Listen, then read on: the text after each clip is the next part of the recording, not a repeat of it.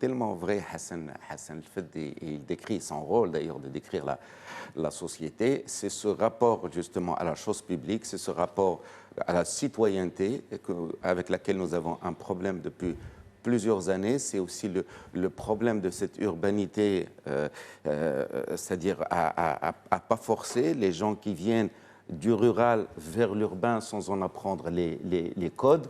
Et effectivement, quand il dit qu'il y a des gens à 100 millions, ils sont peut-être... C'est ce langage aujourd'hui qui n'est plus enseigné dans les familles, enseigné dans les villes, qui permet aujourd'hui à des gens de prendre un peu leur aise par rapport à la chose publique, mais même dans les comportements, encore une fois. C'est quoi? C'est un manque de civisme. D'abord, si vous deviez définir, c'est quoi le hergaouisme? D'abord, en quelques mots.